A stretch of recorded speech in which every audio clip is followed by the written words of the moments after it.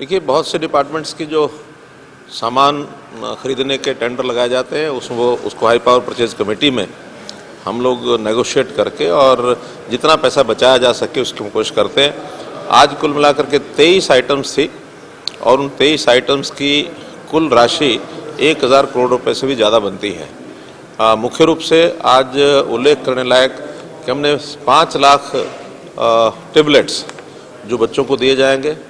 पहले चरण में 11वीं और 12वीं के बच्चे जो अगले वर्ष 11वीं 12वीं में होंगे उनको सप्लाई होगा, क्योंकि अभी 3 महीने की सप्लाई का टाइम पीरियड है, इसलिए इस क्लास को न दे करके हम अगले वर्ष की जो 11वीं 12वीं की क्लासेस उनको देंगे और हर वर्ष ऐसे 2-2 क्लासेस को बढ़ाएंगे।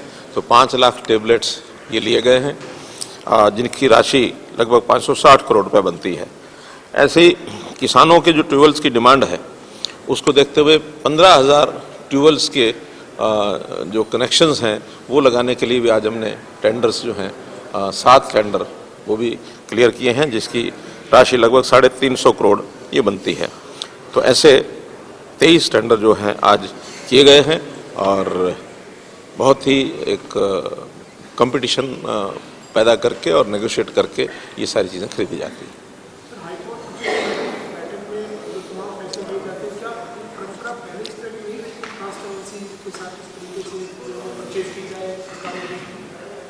देखिए, मैं इसके बारे में सुनता ही हूँ। मेरा तो अनुभव जब से हमारे इस 7 साल का है, हम ये नेगोशिएशन करके और इसमें बाकायदा 3 मंत्री होते हैं और सभी विभागों के जो chief secretary, additional chief secretary अथवा प्रिंसिपल सेक्रेटरी वो होते हैं, जो हमारा डिपार्टमेंट होता है सप्लाई एंड डिस्पोजल डिपार्टमेंट, और इस प्रकार से सभी जो भी टेंडर भरते हैं उनसे एक बुला करके कौन यानी L1 कौन है, L2 कौन है, L3 कौन है, और MSME जो हरियाणा के हैं उनको भी प्राथमिकता देते हैं। अगर वो सप्लाई करने के लिए तैयार हैं तो 50% सामान उनको दिया जाता है, उनसे खरीदा जाता है। तो इस परंपरा को पहले कहते हैं कि कभी ऐसा निभाया नहीं गया और चुप करके परचेज कर ली जाती थी, लेकिन अब ओपन एकदम जिसको कहना चाहिए ट्रांसपेरेंट तरीके से परचेज की जाती है ताकि सरकारी नुकसान ना हो पाए।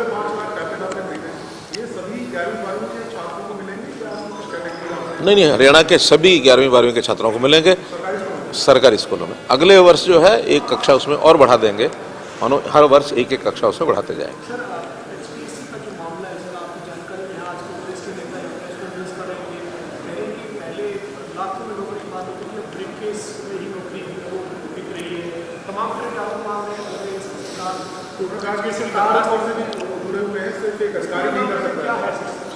मेरा कहना है कि राजनीतिक तौर पर आलोचनाओं की कोई सीमा नहीं, जितनी कोई करना चाहे विपक्ष का ये काम होता है खूब करें, लेकिन हमने ये कहा है कि भ्रष्टाचार को रोकने का हमारा काम है।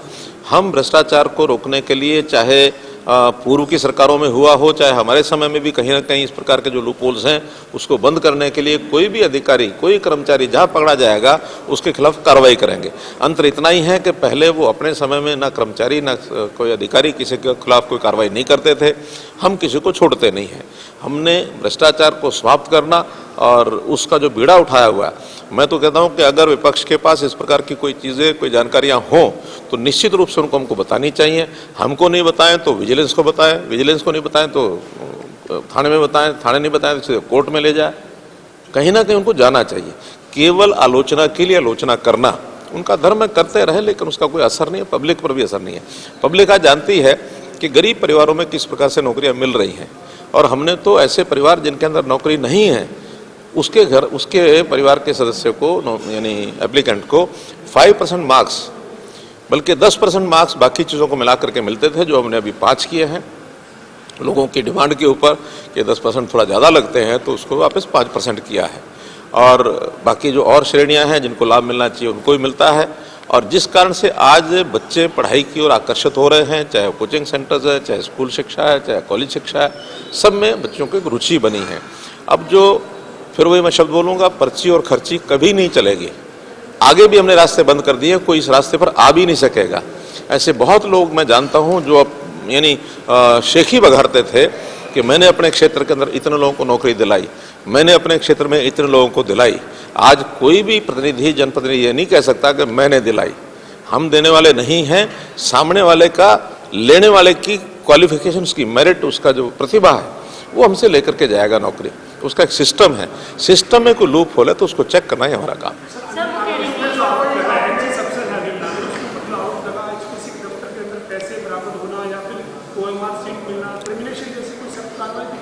HPSC के दफ्तर में कोई पैसा नहीं मिला है, केवल उनके घर में मिले हैं, उसके बटुए से पर्ची मिली है, उसकी सारी की तहकीकात हो रही है। जो लोग पकड़े गए हैं उनको अभी रिमांड पर लिया हुआ है।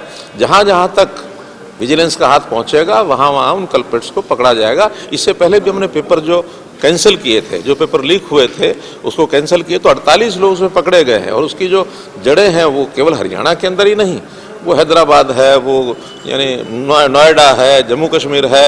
48 लोग पकड़े जाना और उनके खिलाफ कार्रवाई करना, एक बड़ा ऑपरेशन किया है। कांग्रेस के समय में केवल 7 या 8 FIR हुई, किसी के खिलाफ कोई कार्रवाई नहीं हुई। सबको या तो बेल पर छोड़ दिया या कोर्ट से छूट गए या कुछ भी, कोई सबूत देने के अभाव में सब लोग छूटे हैं। हमारे यहाँ जो सबूत है उसको कोर्ट के अंदर ले जा करके उनको सजा दिलाना ये हमारा काम है। हम एक लड़ाई लड़ रहे हैं। विपक्षी जो आज बोलते हैं उन्होंने अपने समय में उस लड़ाई को भी लड़ा नहीं, हिम्मत ही नहीं की उस लड़ाई को लड़ने की।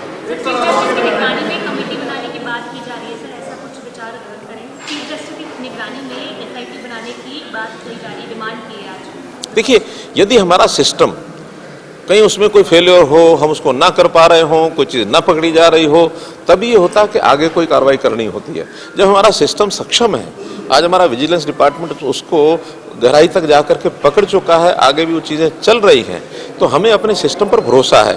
जिस दिन सिस्टम के काबू से बाहर चीज़ हो जाएगी उस दिन हम ये सारी चीज़ों का एजेंसीज का उपयोग करेंगे।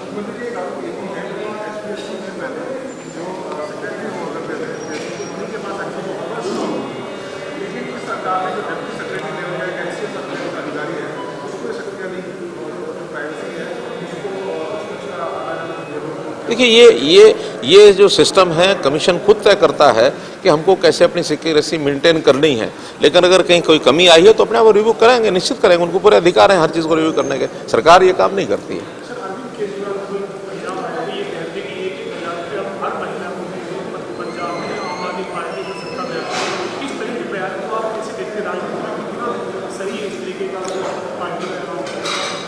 प्रदेश हित, देश हित, राष्ट्र हित, समाज हित, ये सब ध्यान रखना चाहिए। इस प्रकार के जो पॉपुलर मैयर्स को, जिसके कारण से कल को समाज में कोई गलत दिशा बन जाए, ऐसे पॉपुलर मैयर्स उपयोग नहीं करना चाहिए, उनकी घोषणा नहीं करनी चाहिए, वरना करने के बाद यही लोग पछताते हैं। दिल्ली में उन्होंने बहुत घोषणाएं की, आज दिल्ली में वही लोग जो उन घोषणाओं के चक्कर में आए थे आज वही पछता भी रहे हैं। इसलिए हमको समाज के लिए हर चीज़ का ध्यान रखना होता है, हमें यानी व्यवस्थाएं कायम रखनी होती हैं, हमें प्रदेश की आर्थिक स्थिति भी देखनी है, समाज का टैक्सेशन कितना है, रेवेन्यू कितना है, इसको भी ध्यान रखना है, और फिर किसको देना है। आखिर हम भी बहुत से लाभ देते हैं, लेकिन जिनको जो पात्र हैं उनको लाभ देना चाहिए। हर चीज़ हर किसी को देना ये संभव भी नहीं है और ये करना भी नहीं चाहिए।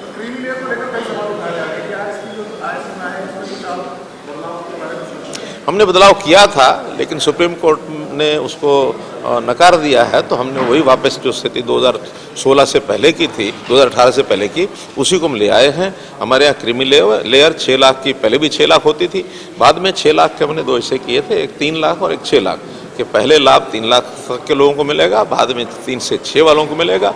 अब उन्होंने कहा कि नहीं, आप लेयर विद इन लेयर ये नहीं कर सकते, सुप्रीम कोर्ट ने एक निर्णय दिया है, तो हमने जो 3 लाख वाली शर्त हटा दी है और क्रीमी लेयर अब 6 लाख का।